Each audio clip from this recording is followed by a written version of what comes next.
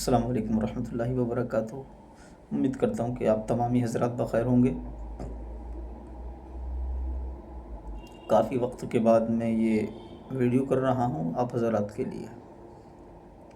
یہ ایک ایسی چیز کا پردہ فاش کر رہا ہوں میں جس چیز کا تمام حضرات کو معلوم ہونا چاہیے۔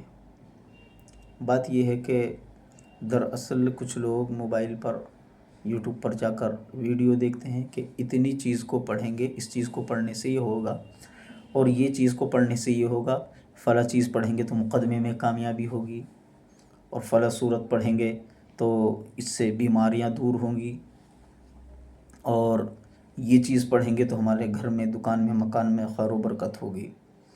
وہ یوٹیوب سے دیکھا انہوں نے، اور دیکھنے کے بعد پڑھنا اسٹارٹ کر دیا۔ اس سے نقصان بھی ہوتے ہیں اور فوائد بھی بے شمار ہوتے ہیں اس کے، لیکن نقصان ان حضرات کو ہوتا ہے جنہوں نے یوٹیوب سے دیکھا اور دیکھنے کے بعد فوراً اس کو پڑھنا شروع کر دیا۔ اب اس سے نقصان اس لیے ہوتا ہے، پہلی بات تو یوٹیوب پر انہوں نے ویڈیو دیکھی، ویڈیو دیکھنے کے بعد اس کی باتوں کو دیکھا، لیکن جس نے اس سے باتیں شیئر کی، بتائیں، جن کی باتوں کو سنا، یا تو اس کی باتوں کو اچھے طریقے سے نہیں سنا، یا وہ بتانے والا غلط ہے، یا پھر آپ نے صحیح سے نہیں سنا یا صحیح سے نہیں پڑھا۔ یقیناً قرآن خدا تبارک و تعالیٰ کی وہ مقدس کتاب ہے، اس میں ہر چیز کا حل ہے، اور اس میں تمام بیماریوں سے شفا ہے۔ لیکن میرے پاس فون آیا کہ حضرت ہم فلاں صورت پڑھتے ہیں، فلاں صورت پڑھتے ہیں، فلاں صورت پڑھتے ہیں، اس میں لکھا ہوا کہ یہ صورت فلاں بیماری کے لیے، یہ صورت فلاں چیز کے لیے، ہمارے گھر میں خیر و برکت کے لیے، جادو کے لیے، جنات کے لیے، اثرات کے لیے، خبیث کے لیے، مردود کے لیے، شیاطین کے لیے، تمام چیزیں انہوں نے بتائی۔ لیکن جب میں نے ان سے پوچھا کہ آپ نے یہ چیزیں جو بتائیں وہ حقیقت پر مبنی ہیں، لیکن یہ بتائیے مجھے کہ آپ نے کس سے اس چیز کو پڑھنے کی اجازت لی؟ دیکھو، قرآن جو ہے اللہ تعالیٰ کی کتاب ہے، اور یہ پڑھنے کے ہی لیے ہے، پڑھنے کے لیے ہے، عمل کرنے کے لیے ہے، لیکن اس کو کسی خاص مقصد سے پڑھنے کے لیے کسی خاص آدمی کی اجازت لینا ضروری ہوتا ہے، اور اجازت وہی دیتا ہے جو اس چیز کے بارے میں اچھی نالج رکھتا ہو، اچھا علم رکھتا ہو۔ مثلا میں نے کہا کہ سورہ فاتحہ جو ہے یہ تمام بیماریوں سے شفا ہے، اب آپ نے سنا اور اس کو پڑھنا شروع کر دیا۔ آپ کو میں نے یہ نہیں بتایا کہ کس وقت پڑھنی ہے، اور اس کی مقدار کتنی ہونی چاہیے، اور کتنی مرتبہ پڑھ لو گے تب آپ کو شفا ہوگی۔ تو یہ چیزوں کا جاننا ضروری ہوا کرتا ہے اس کے اندر۔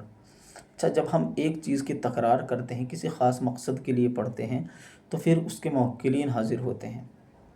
وہ وقت مقررہ پر اگر نہ پڑھی جائے تو اس کے موکلین آتے ہیں، پھر وہ لوگوں کو تکلیف دیتے ہیں۔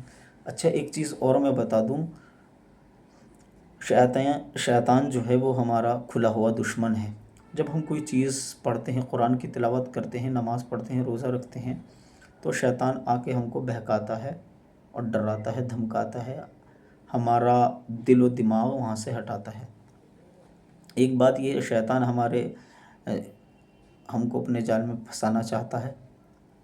اگر ہم کسی چیز کی تلاوت شروع کریں گے، مثلا سورہ فاتحہ کے عامل بنے، تو شیاطین ہم پر قابض ہو جائیں گے۔ شیاطین کا گروہ جو ہوگا وہ آپس میں باتیں کرے گا، یہ تو عامل بن رہا ہے، اب یہ تو ہم کو نہیں چھوڑے گا، اس پہ تو ہمارا کچھ وار اثر نہیں کرے گا، تو اس کے شیاطین بھی دشمن بن جاتے ہیں۔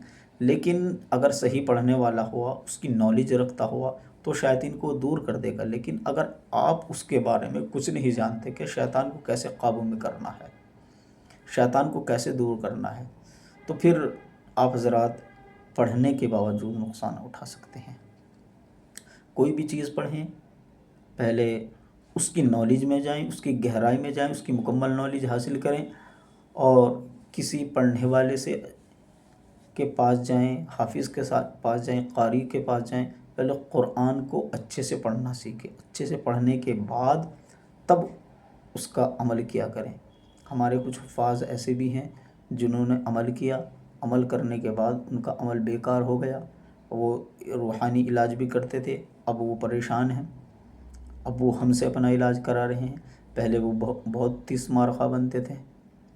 لیکن میری آپ حضرات سے ریکویسٹ یہی ہے کہ یوٹیوب کی ویڈیو دیکھ کر کوئی بھی عمل اسٹارٹ نہ کریں، یا ہماری مائیں بہنیں اگر یوٹیوب کے اوپر سے کوئی ویڈیو دیکھتی ہیں، نیٹ کے ذریعے کسی کی بات سنتے ہیں، تو پہلے تو سننے والے کو یہ چاہیے کہ اس کو صحیح سے سنیں، پھر اس کے بعد یہ دیکھیں جو ہم کو بتا رہا ہے اس کی پوزیشن کیا ہے، اس کا علم کتنا، یہ خود اس کا عامل ہے کہ نہیں، اور وہ اس کا عامل ہے اور سب چیزوں کو اچھے سے بتا رہا ہے، پھر آپ پڑھیں، کوئی پریشانی نہیں گی، اس کی اجازت سے پڑھیں۔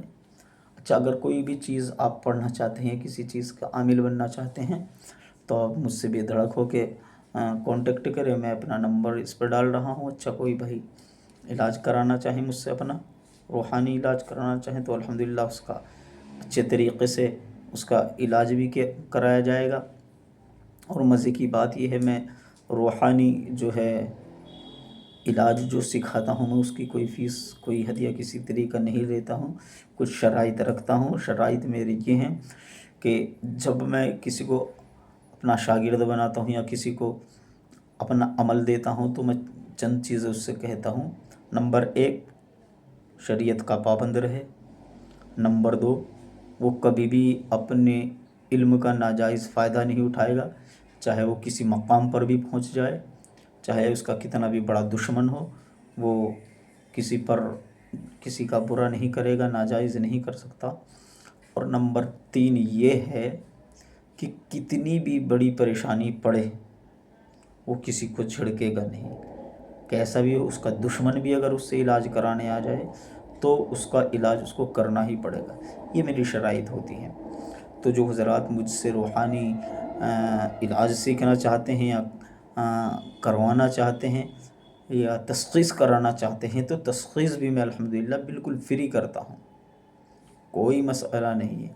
لیکن میری ریکویسٹ یہ ہے، جو حضرات مجھ پہ فون کرتے ہیں، صرف ایک مرتبہ فون کرے، اگر میں اٹھا کر بات کر لوں تو ٹھیک ہے، ورنہ پھر واٹس ایپ پر میسیج کر دیں۔ اور تشخیص کرانے والے یہ سنیں کہ تشخیص اگر آپ کو اچھے طریقے سے کرانی ہے تو اپنا نام، اپنی والدہ کا نام اور تازہ فوٹو میرے واٹس ایپ پر بھیجیں۔ واٹس ایپ نمبر میرا یہی ہے، 8937843583، 89 37 84 35 83۔ السلام علیکم۔